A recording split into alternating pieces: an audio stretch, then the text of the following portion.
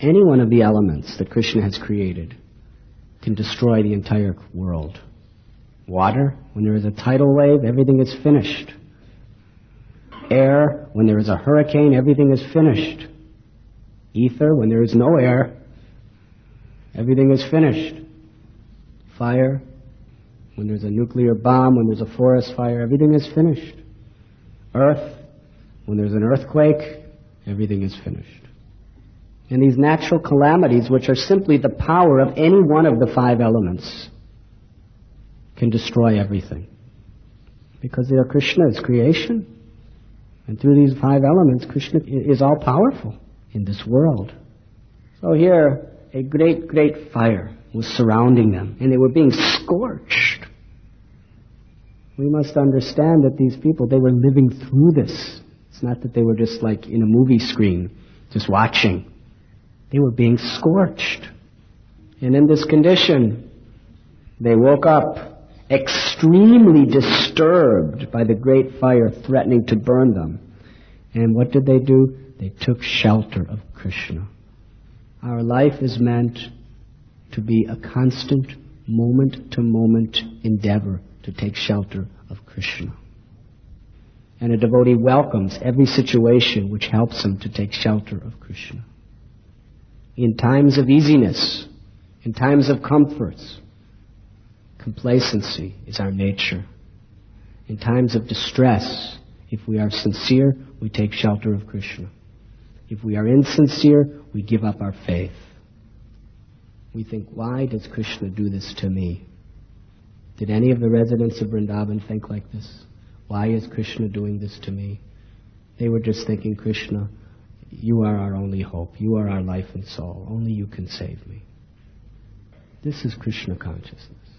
We must be enthusiastic. We must be determined. We find so many times older devotees, they lose their taste for Krishna consciousness.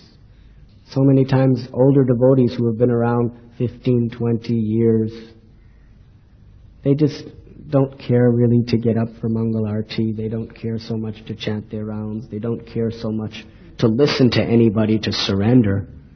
They're more concerned with, I'm an older person and I've been doing what I'm doing and I have my level and nobody should tell me what to do. What does that mean?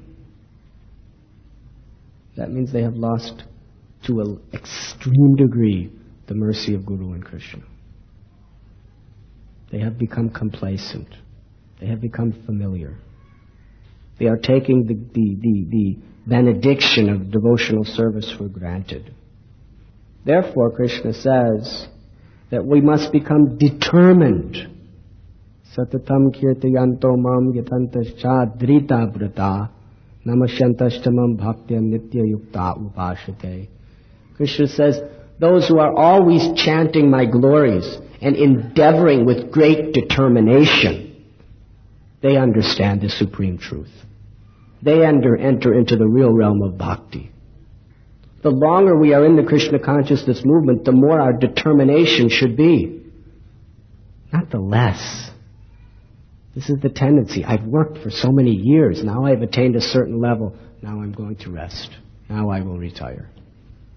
Srila Prabhupada, when he was 81 years old, he was still anxiously aspiring with great determination to serve his Guru beyond anyone. He was setting the example. So this is a great danger. Sometimes devotees become confused. Why? I'm a new devotee and I'm working so hard, and here's an older devotee. He's just not doing anything. It's because at every step we have to have drita vrata. We have to have a determined vow to fight Maya and push on. It is the service of the advanced Vaishnavas and the spiritual master to keep that fire within us, to keep that determination, that enthusiasm and inspiration within us, to push forward, to surrender, to become humble, to do more and more and more, not less and less, not be comfortable. Krishna consciousness is not a comfortable situation.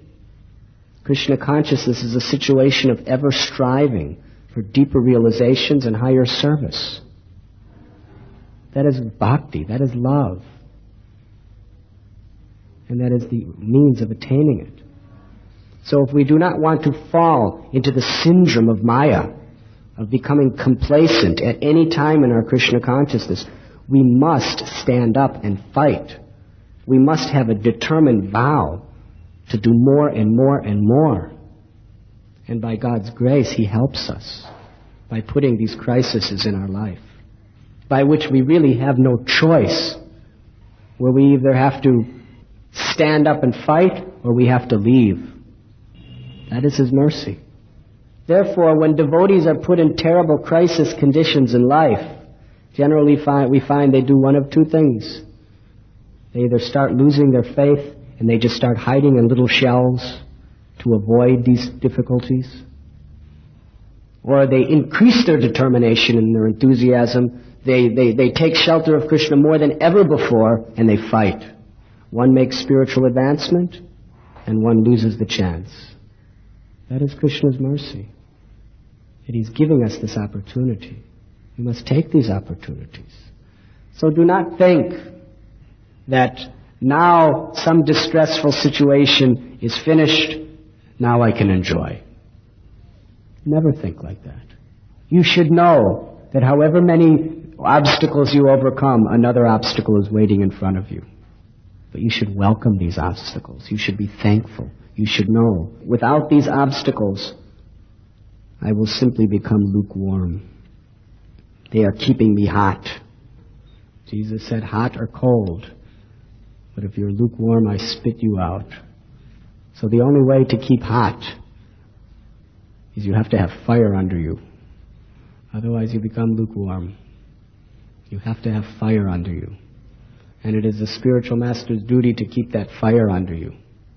And through Krishna arranges so many difficulties in our life, or so many struggles in our life, just to keep that fire under you.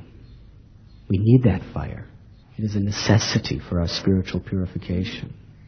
And let that fire make me so hot, so determined, so enthusiastic to seek shelter at the lotus feet of Lord Hari.